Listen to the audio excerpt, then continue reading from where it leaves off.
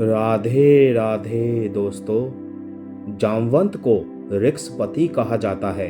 यह ऋक्स बिगड़कर रीछ हो गया, जिसका अर्थ होता है भालू, अर्थात भालू के राजा।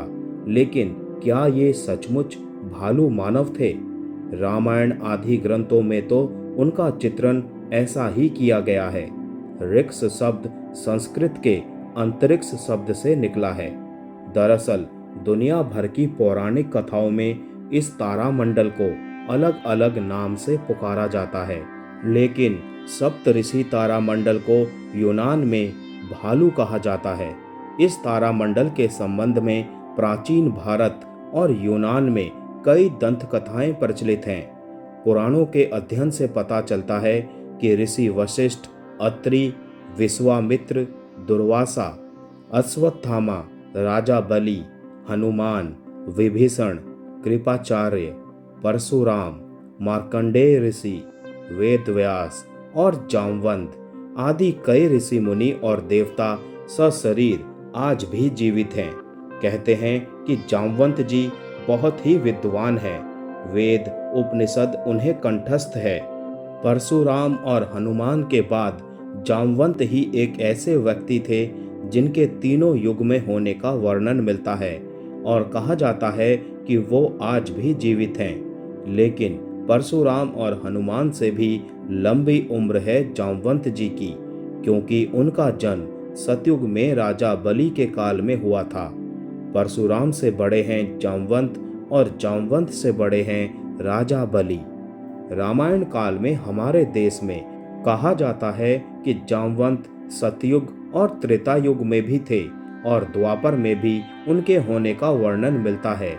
जामवंत एक रीछ थे या किसी देवता की संतान? आखिरकार जामवंत जी इतने लंबे काल तक कैसे जीवित रहे?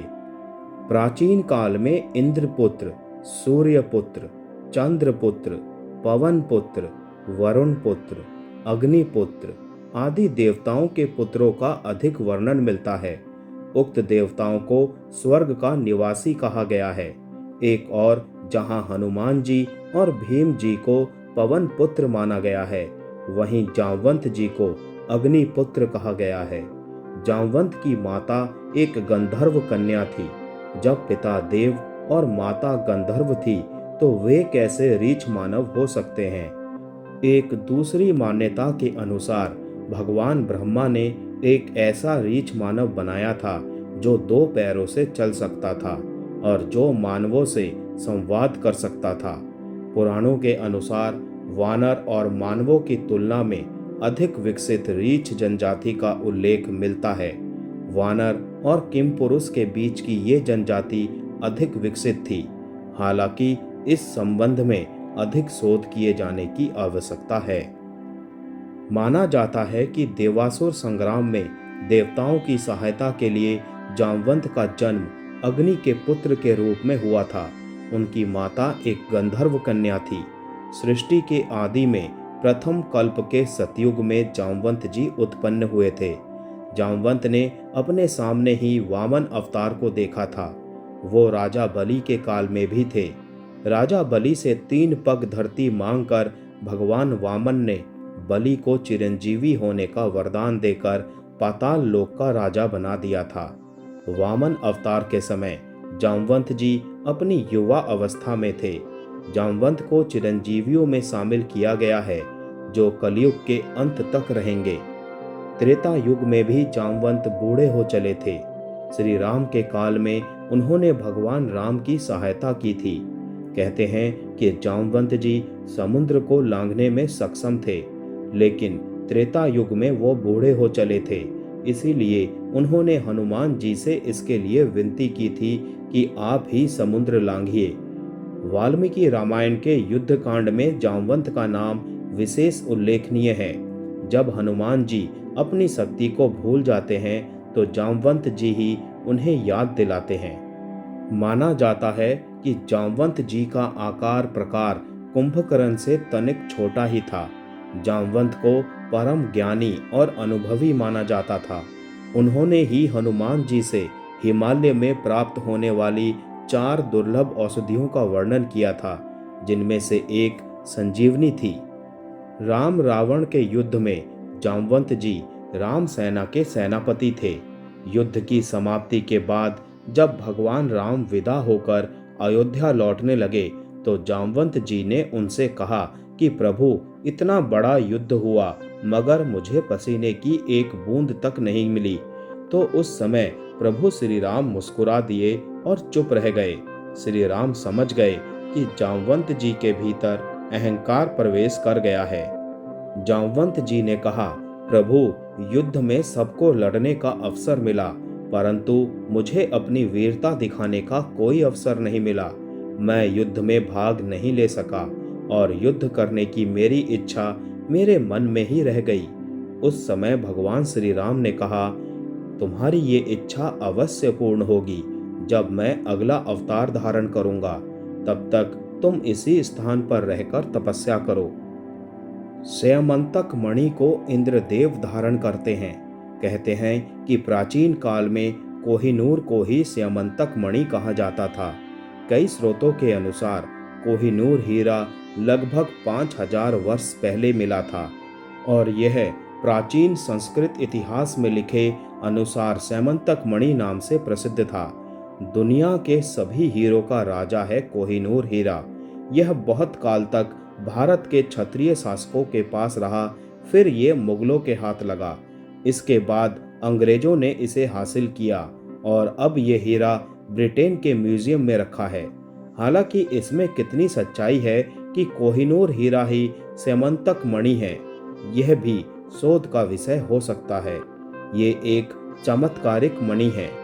भगवान श्री कृष्ण को इस मणि के लिए युद्ध करना पड़ा था। उन्होंने मणि के लिए नहीं बल्कि खुद पर लगे मणि चोरी के आरोप को असिद्ध करने के लिए जामवंत से युद्ध करा था। दरअसल यह मणि भगवान श्री कृष्ण की पत्नी सत्यभामा के पिता सत्राजित के पास थी और उन्हें यह मणि भगवान सूर्य ने दी थी। सत्राजित ने यह मणि अपने देवघर में रखी थी। वहां से वो मणि पहनकर उनका भाई प्रसेनजित आखेट के लिए चला गया।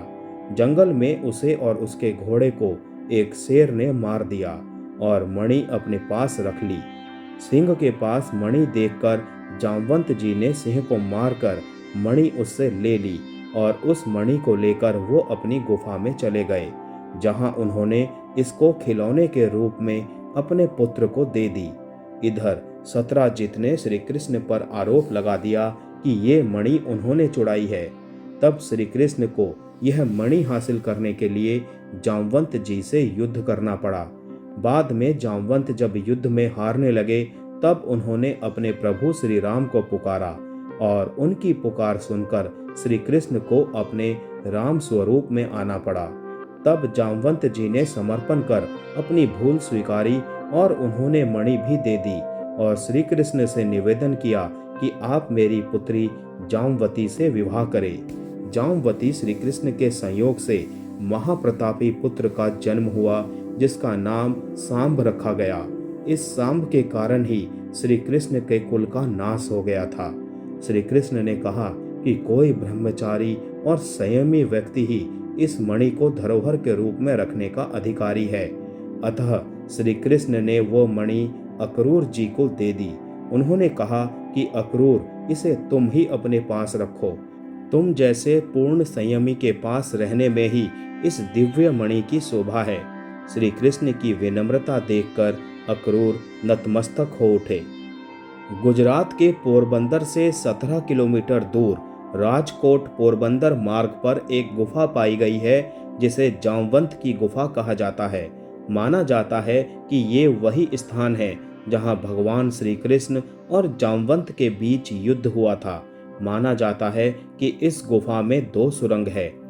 पहली सुरंग जानागर जाती है और दूसरी द्वारका के लिए। माना जाता है कि जामथुन नामक नगरी जामवंत ने बसाई थी। यह प्राचीन नगरी मध्य प्रदेश के रतलाम जिले में उत्तर पूर्व में स्थित है। यहाँ एक गुफा मिली है जो जामवंत का निवास स्थान माना जाता है। उत्तर प्रदेश के बरेली के पास जामगढ़ में भी एक प्राचीन गुफा है। माना जाता है कि जामवंत जी यहाँ हजारों वर्ष रहे थे। बरेली से लगभग 16 किलोमीटर दूर विंध्याचल की पहाड़ी पर पुराकाल से ही गणेश जामवंत की प्रतिमा स्थापित है, जिनके बारे में मान्यता है कि जामवंत जी द्वारा स्थापित यह प्रतिमा प्रति वर्ष एक तिल के बराबर बढ़ती जा रही है। जम्मू और कश्मीर के जम्मू नगर के पूर्वी छोर पर एक गुफा मंदिर बना हुआ है, जिसे जामवंत की तपोस्थली माना जाता है। इस गुफा में कई पीर फकीरों और ऋषियों ने तपस्या की है, इसीलिए इसका नाम पीर खोक भी कहा जाता है। डोगरी भाषा में खो का अर्थ गुफा होता है। पीर खो तक पहुंचने के लिए श्रद्धालु मोहल्ला पीर मिठा के रास्ते गुफा तक जाते हैं। मंदिर की दीवारों पर देवी देवताओं के मनमोहक चित्र उकेरे गए हैं। आंगन में शिव मंदिर के सामने पीर पूर्णनाथ और पीर सिंधिया की समाधियां हैं। जामवंत गुफा के साथ एक साधना कक्ष का निर्माण किया गया है, जो तवी नदी के तट पर स्थित है। यह मंदिर भगवान शिव को समर्पित है। जय श्री कृष्णा।